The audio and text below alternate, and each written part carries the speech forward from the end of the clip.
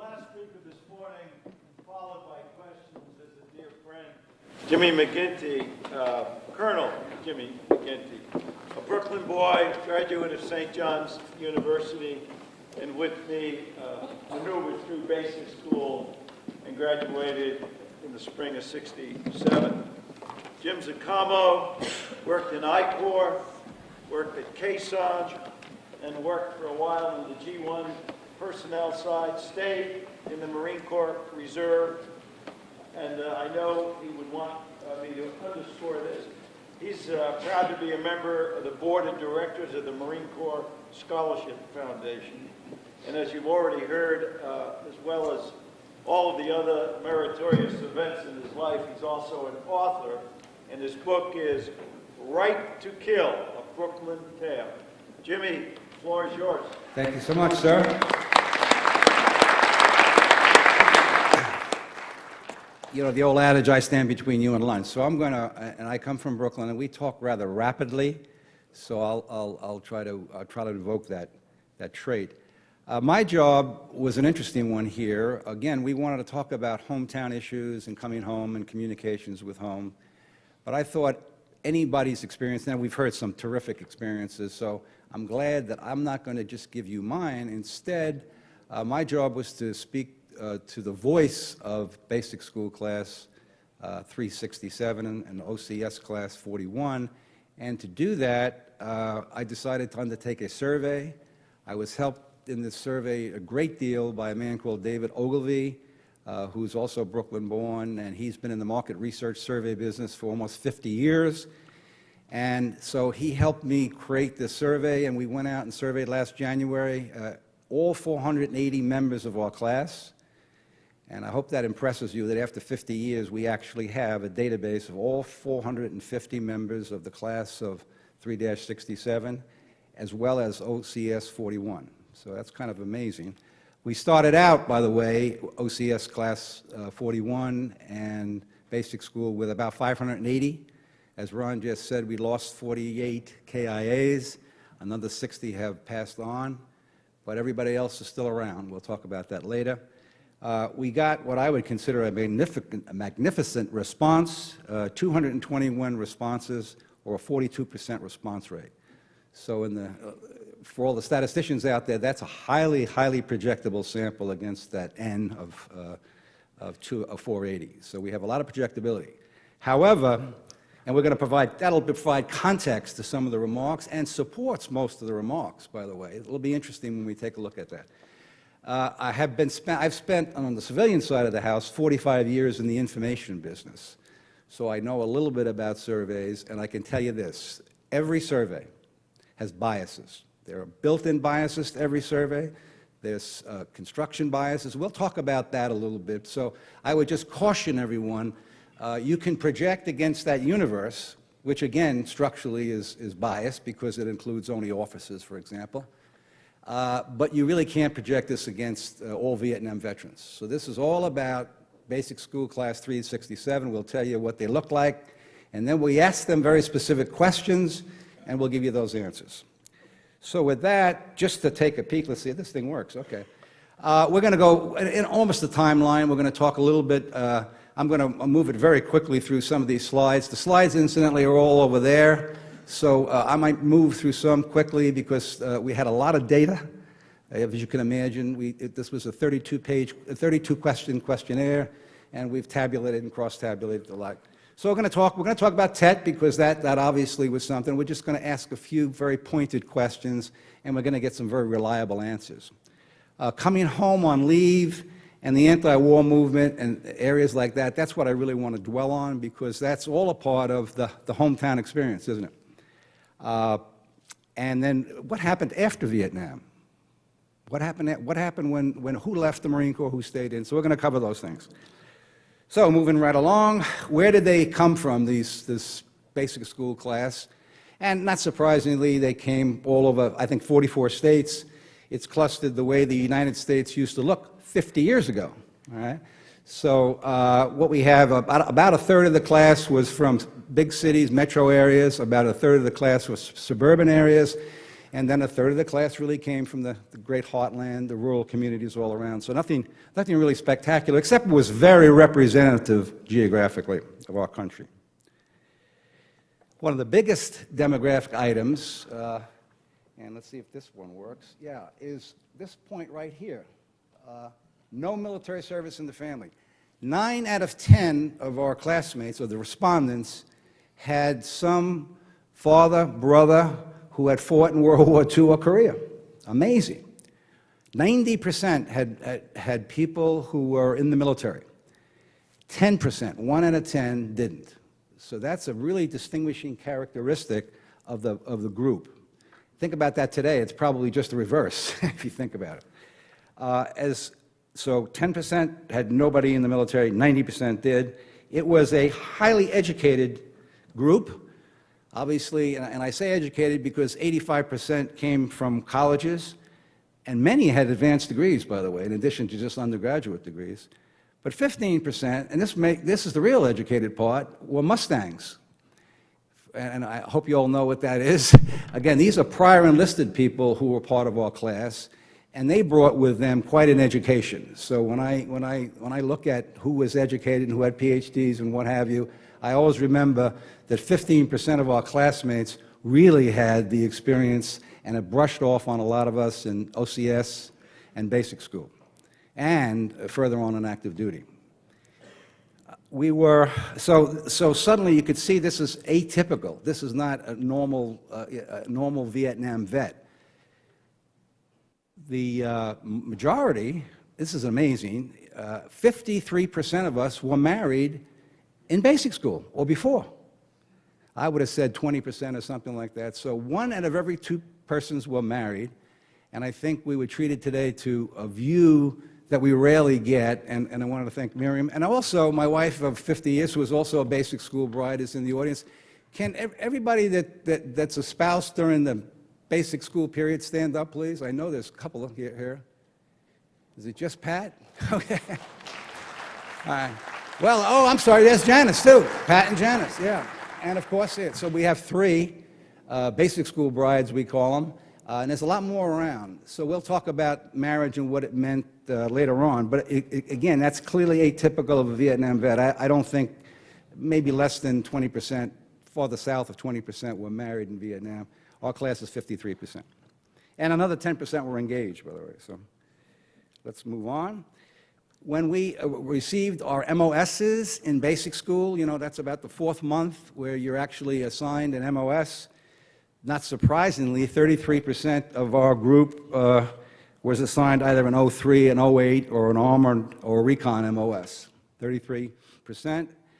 The next big group, 20% from the air wing, 14% were helicopter pilots, and 6% were fixed wing types. So that's over 50% of the people, real first-line officers. You have lots of people, combat service support people, that also served in infantry battalions. There were, at that time, 18 infantry maneuver battalions in Vietnam, 21 once the 26 Marines came in, 21 maneuver battalions.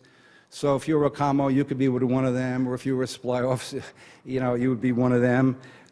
You might be an engineering officer, you might be a motor T officer, an intel person, and again, you'd be working with a line infantry battalion. And you would have platoons, of course.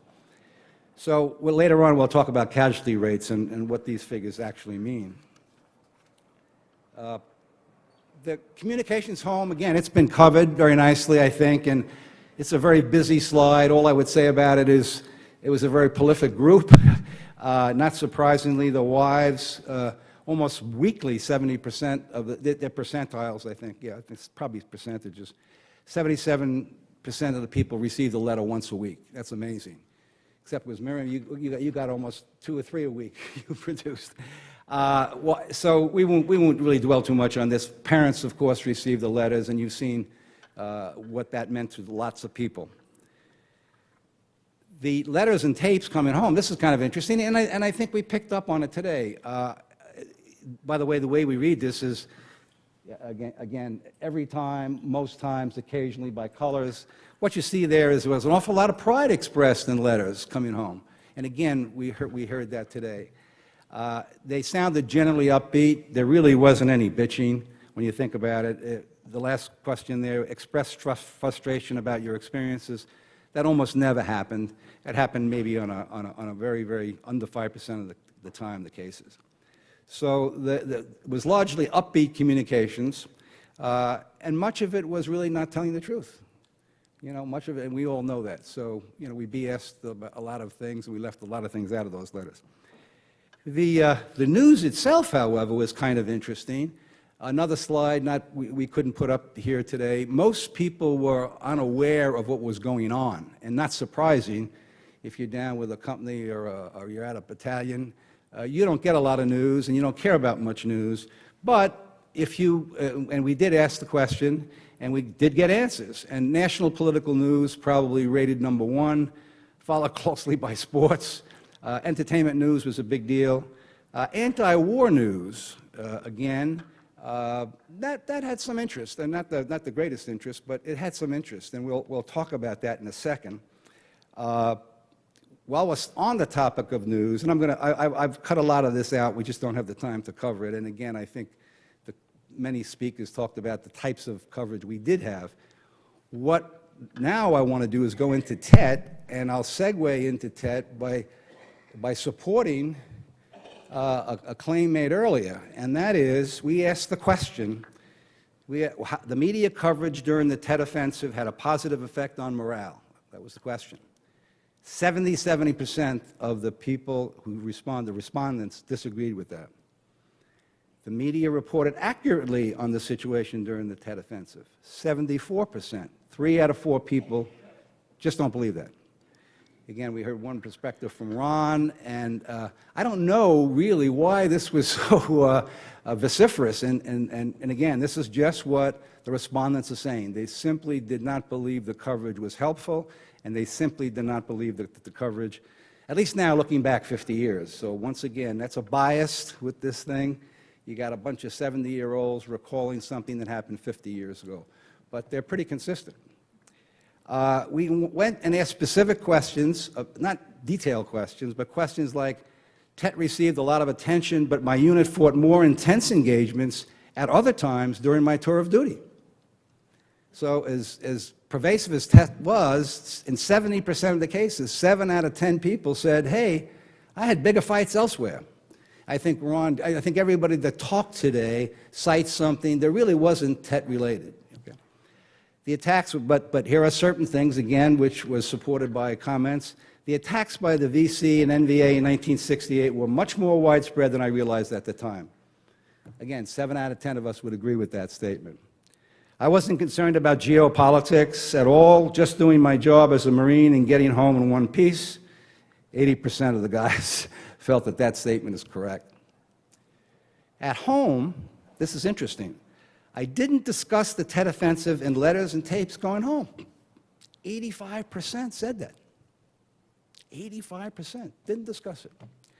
Conversely, coming to them, letters and tapes from home expressed concern about TET. And that's not surprising given all the news. But how cagey we were, right, not to say anything about it going home. Now, TET and history, this is, I think, amazingly consistent with the theme of the conference and what history really revealed. Once again, in an amazing consistency, 85% of the respondents agree that TET was a military defeat for the VC and the NVA. 85%, 84%, probably the same percentage, was that it was, in fact, a propaganda victory for Hanoi. And, of course, it was a turning point in the war. So from the standpoint of all the respondents, from the standpoint of OCS 41, TBS 367, you know, we're, I think, very consistent in our attitudes and opinions about this aspect of TET. Now, to some really interesting stuff, the anti-war issue. We asked a couple of questions about that. What was your reaction to hearing about, immediate reaction to hearing about anti-war sentiment while you were in Vietnam? While you were in Vietnam. Okay. And you know what? As reflected, this is pre-TET, most of it, right? So there is some concern and disagreement about it, but not a big deal. 30% of the people were indifferent about what was going on in the anti-war movement. Now, again, as one of the speakers said, 2 years later, it was a bigger deal. Okay? But some people didn't even hear about it, if you can believe. 1 out of 10 people never even heard about protests, which I find amazing. The impact of Marines under my command, same question, but asked a little differently. And there was little impact on morale. At least in, 60% of the respondents said it wasn't a big deal. It wasn't a big deal. This is, again, now it's 1967, 68. 20% that said there was some concern and disagreement with the protesters. A couple of people actually supported the protesters, by the way, so there you go. But by and large, it wasn't that big a deal until we came home. All right? Now, maybe the most controversial slide in the deck. We just want to watch my time. The experience of anti-war sentiment and actions in coming home. The proverbial spit-upon story. Okay, so what do we have here? We have 34% of the respondents, that's 3 out of 10, experienced some form of hostility. You heard General Labouty talk about a cab in New York City. All I could say is you should have got the cab in Brooklyn because you wouldn't have had any problem. But in all seriousness, so obviously, and I found some of these numbers, I wasn't sure how to take it. 34% of my classmates got involved with some verbal hostility. Now, verbal hostility is not a big deal. We have the First Amendment, so I can understand that. Now, the famous spit upon. I wish all of the lieutenants stayed around, because every young person I meet with tells me, oh, you're a Vietnam veteran. Oh, thanks for your service. Oh, by the way, you were spit upon when you came home, and you were treated like a bum. Well, in fact, that's not true. Now, were people spit upon? Yes. Obviously, 10% of my class was, 9%. Were they physically accosted or shoved? Absolutely. And by the way, in the survey, we have, the last part of the survey is allowing people to make comments. I have 10 pages of comments. And a couple of those comments actually describe being physically accosted. None describe being spit upon. I never could figure out this, who's going to spit upon a Marine? But anyway, but it happened, and I asked the question differently. We said, did you personally experience it? That's one thing. Okay, did you witness that happening? That's quite another thing. And actually, slightly more people witnessed other Marines being verbally harassed or being spit upon or being physically accosted or shoved. Pretty 3 distinctly different instances. Now, the good news and the bad news. That means, by the way, 2/3 of the class were never physically harassed, were never spit upon, or 90% of the class was never spit upon, and 85% of the class was never physically accosted by anybody, which is kind of amazing. So where is the truth in this thing? We don't know. We tabulated and cross-tabulated. I wanted to figure out, were the guys who went back, there were 70 of them went back to the academic community, either as students or professors like Dave. Did they experience anything? A couple did, but not in any greater percentage than guys like me who went to the corporate world. So there's no question that there is some pretty ugly things that people encountered. Again, I don't really worry too much about the verbal hostility, but at the same time, in perspective, everyone thinks that everyone was spit upon, and that simply was not so. The American community did not do that.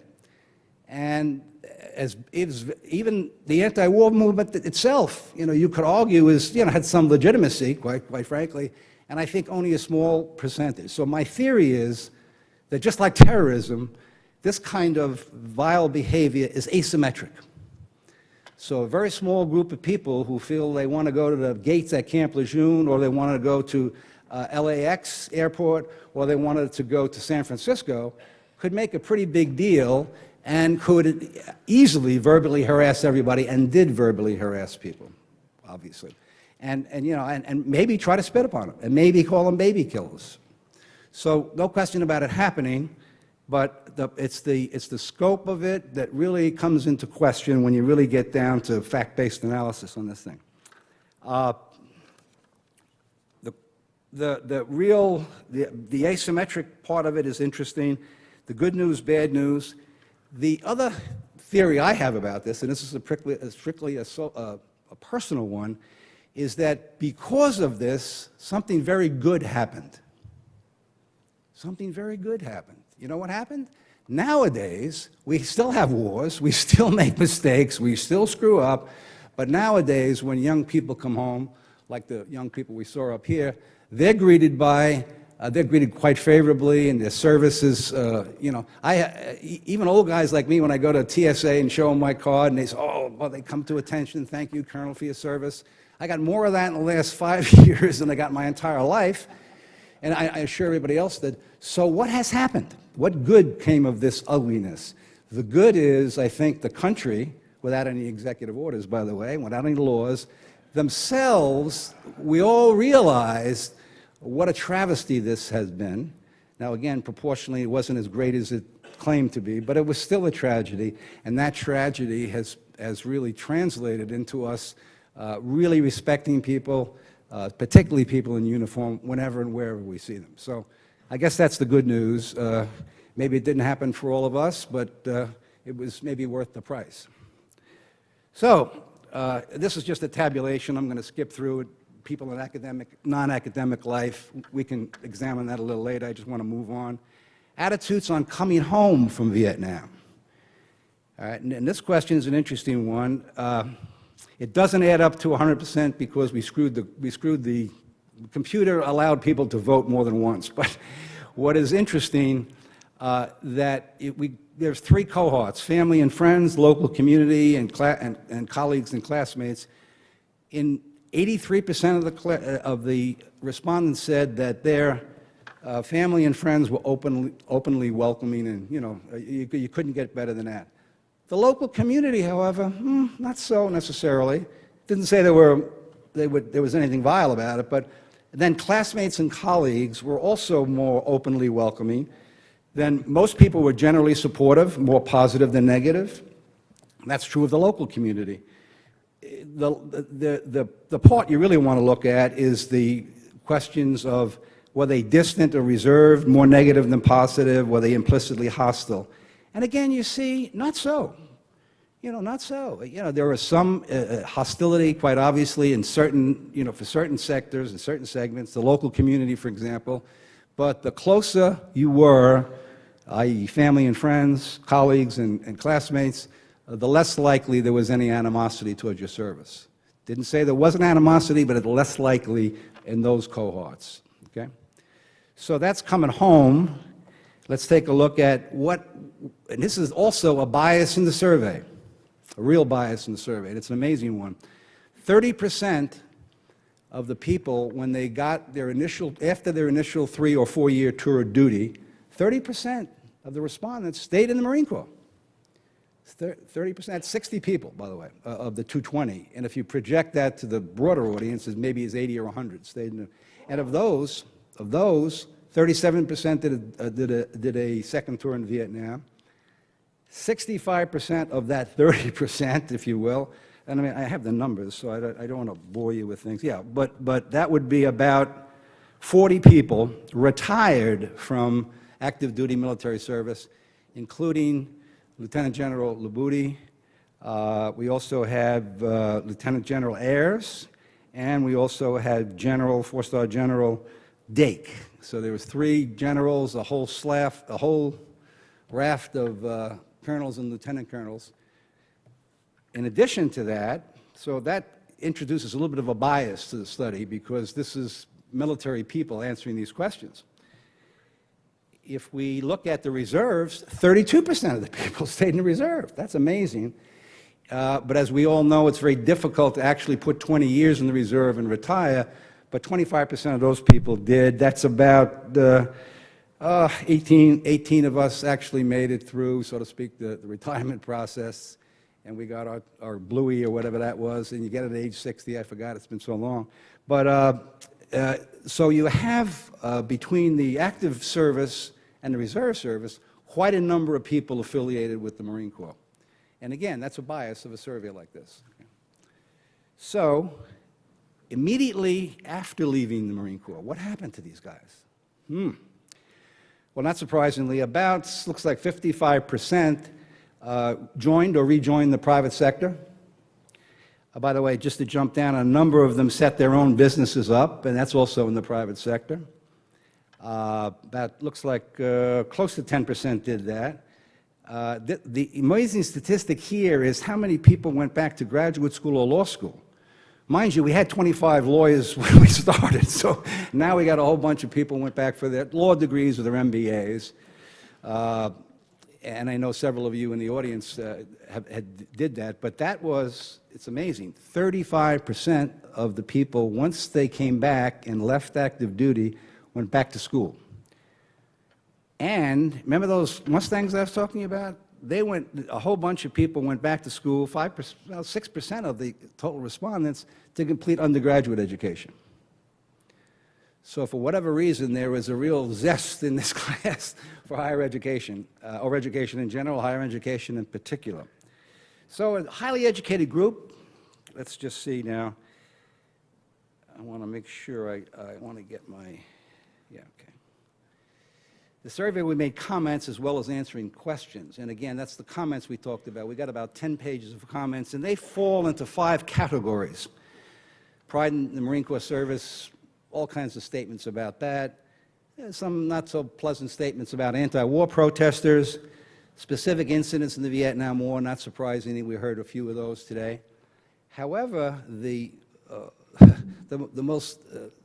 toughest comments to take are what we just got from Ron, and which is really pervasive in the class, that from a national policy perspective, the war certainly was a disaster, okay? And I think that, the truth be told, most of us feel that way.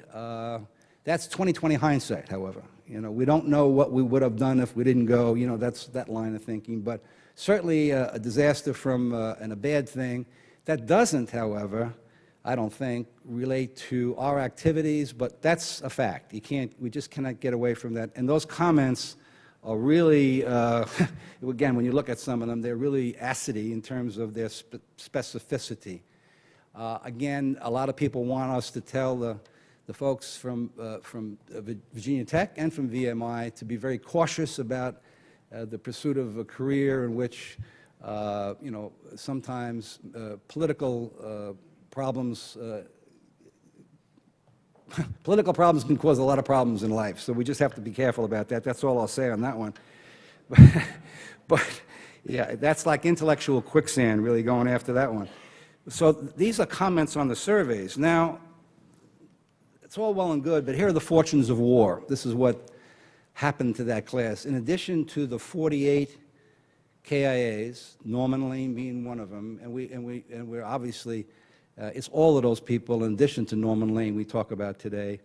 The second thing going down there, 22% were also casualties. So if you add the 48 which is 9% to the 22, 31% of basic school class 367 were casualties. 31%.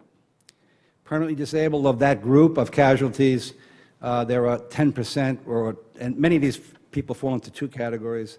10% were permanently disabled, and of that percent, it could be the same, required long-term medical care. Suffered from PSTD or similar problems, 22%, and that's 22% who admit it. Now remember the people who didn't respond, you know, the non-respondents to the survey? One of the great reasons when we approach people and they don't want to talk to you is the fact that these people are living with or vestiges, or if not, actual PTSD itself. So I think that number might even be conservative.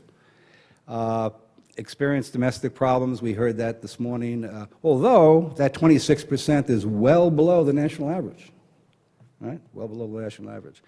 And the other one I skipped over, I didn't want to skip over it, is 74% received some kind of commendation medal. 7 out of 10 of our classmates received something from, it could have been a Navy Com, Bronze Star, slew of Silver Stars. We have a couple of, how many bronze? We have 2 Navy Crosses, and I don't know how many Distinguished Flying Crosses. So 7 out of 10 received it. So, but that being said, that's an awful difficult price to pay. If you think about it, you think about that price, and you think about the issues that, in terms of national policy and how we all think that that policy wasn't so good for America. If you think about that, and then you think about the ugly incidences that occurred, and you say to yourself, I wonder what these guys really think. And the bottom line question is, hey, what did your service as a Marine Corps officer, how did that impact you personally or professionally? And look at this thing. Wow, now this is the real answer. 98% of the respondents believe that they were very positively or positively impacted by their service in the Marine Corps. I wish we had all those Marine option guys up here. I would sell them right now. I mean, and on the professional life, it's the same 98%. And again, I just broke it into two hearts. It's just very positive and positive. A couple of respondents, maybe one or two out of 221, believe it was kind of negative. So that's a ringing endorsement, I think, of, I guess, of the people. And my job was voice, so I'll give you some voice. There is an epilogue to this presentation. This is the last slide, but there's an epilogue. The class still exists, and it's still very active. As Ron alluded to before, we're going to be celebrating our 50th anniversary as commissioned officers, and we're going to have a big shindig in Quantico, Virginia, not far from here. We are going to have between 250 and 300 people at this deal. So we'll be celebrating our commissioning. A lot of people, remember, 53% were married, so a lot of people are going to be celebrating their 50th anniversary at the same time. We're going to be spending lunch with the basic class of Marines, the newest basic class. So these are people who have been commissioned about a year, and they'll have they'll be able to sit with a bunch of whiteheads who spent whose birthday is 50 years of from that time. So that's going to be a lot of fun. Going back to the brand new basic school, by the way, if anybody's not been there. We're going to be presenting $300,000 worth of scholarships. We work with the Marine Corps Scholarship Foundation. I'm very proud to say that. My class did, and we're going to be presenting $300,000 in scholarships to the Sergeant Major of the Marine Corps. And those scholarships are earmarked for the children of enlisted staff NCOs. That's our donor intent, and that's what's going to happen to that money. So that's a big thing. We're going to also, the next day, we're going to have services for, we're going to have 33, we're hosting 33 of our KIA family members, maybe as many as 40. They were very difficult to get after 50 years, but nonetheless, most of them are brothers and cousins, as you might suspect.